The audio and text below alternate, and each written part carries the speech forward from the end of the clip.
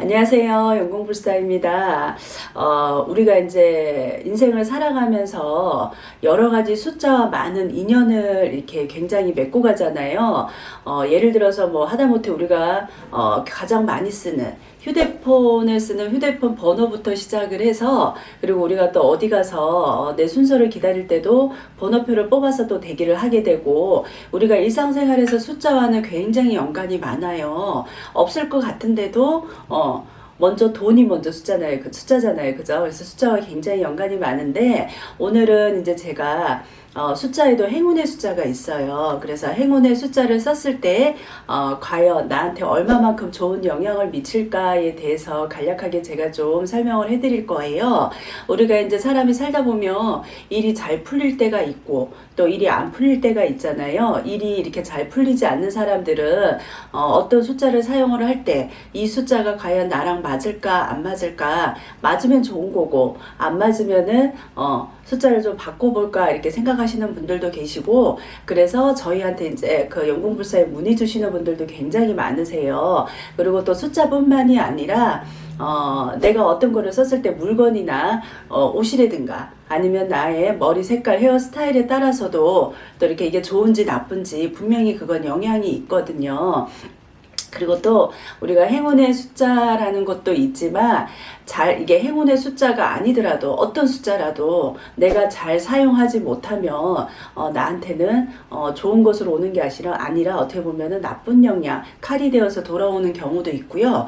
그리고 또 어쩌다가 인연이 되어서 내가 생각지도 않게 번호를 사용을 했는데 그 번호가 나한테 또 행운을 가져다 주는 경우도 있어요.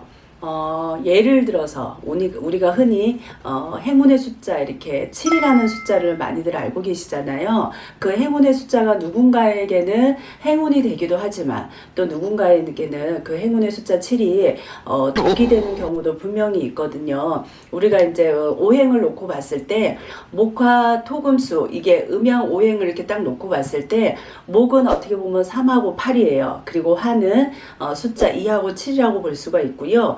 토는 5하고 10, 그리고 금은 숫자로 봤을 때 4하고 9, 그리고 수는 1하고 6이라고 볼 수가 있어요. 그래서 예를 들어서 어떤 사람의 사주를 놓고 봤을 때 그 사람의 사주에 목이 많을 경우에는 이제 흔히 휴대폰 번호를 사용을 하신다 그러면 저희가 이제 3이나 8을 이렇게 사용을 많이 하고 계세요. 근데 이런 사람들은 목이 많은데 목을 더하는 거잖아요. 3이나 8은. 그러면은 목의 기운이 더 강해져서 어떻게 보면은 이게 안 좋을 수도 있고 좋을 수도 있고 그래요. 그래서 이게 다 맞지는 않아요. 그 사람의 사주 팔자, 타고난 월이라든가 일주라든가 시에 따라서 이게 잘 적절하게 조합을 했을 때 내가 그 숫자를 사용을 하면 나한테 행운이 되는 거지, 무조건 내가 목이 많고 수가 많고 화가 많다고 해서 거기에 부족한 부분을 채운다 그래서 다 좋지는 않는 거예요.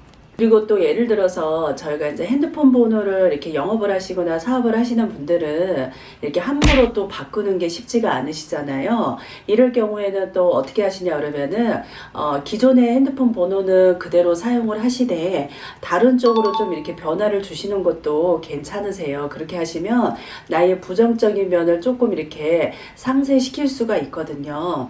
예를 들자면 뭐 본인의 머리, 뭐 헤어 스타일이라든가 뭐 헤어 컬러를 좀 바꿔보신다든가 아니면 나의 스타일을 좀 바꿔본다든가, 옷을 입는 그런 스타일이라든가 여러 가지 풍수적인 관계를 좀 이렇게 가구적 배치라든가 집안에 이런 것들을 좀 고려를 하셔서 이런 것도 스스로 좀 이렇게 변화를 주시는 것도, 굳이 핸드폰 번호를 안 바꾸셔도 이런 부분으로도 좀 이렇게 채워 가실 수가 있어요.